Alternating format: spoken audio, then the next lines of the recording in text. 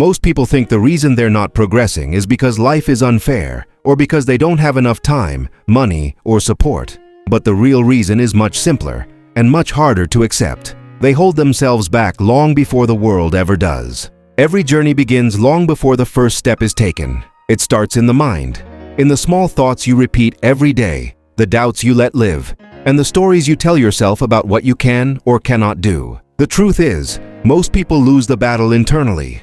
They convince themselves they're not ready, not talented enough, not lucky enough, and so they never begin.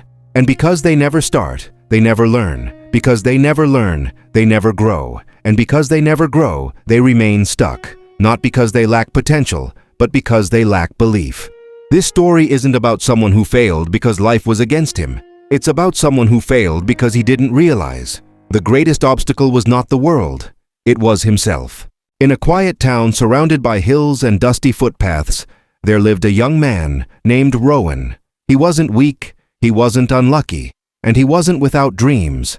But somehow, he always found himself standing still while life moved forward without him. Rowan often said, "One day, I'll become someone people look up to." He pictured a better life, a life where he didn't feel stuck, a life where he wasn't hiding behind excuses and fears. People around him admired his potential. They saw intelligence in his eyes, strength in his shoulders, and kindness in his heart. But they also saw something else: hesitation. A hesitation so strong it kept him chained to the same place year after year. Rowan wanted change, but wanting wasn't enough. Every time he stood at the edge of a new beginning, something inside him pulled him back. A silent voice whispering, "Not yet. Maybe later."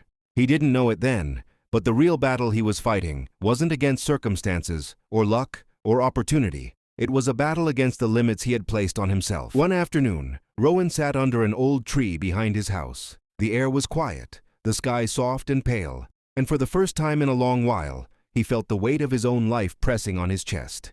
He looked out at the wide, empty fields ahead of him.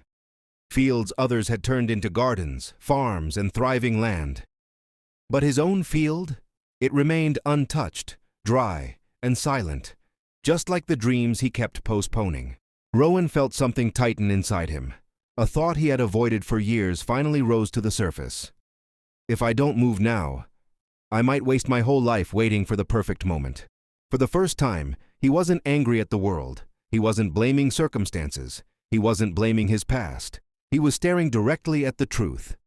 He had been the one stopping himself. It was a painful realization, but strangely it was liberating too, because once you admit you're the obstacle, you also admit something else. You're the solution. That evening, Rowan walked home slowly, his thoughts heavier than his steps. The familiar road felt different now, not because it had changed, but because he had. Inside his small room, he sat in silence. No phone, no noise, no distractions, just him, and the truth he could no longer ignore. He realized that he had been waiting for confidence to appear before taking action, but confidence had never come, because confidence isn't found in waiting, it's built in movement. For years he told himself he needed clarity first, more time, more certainty, but now he understood.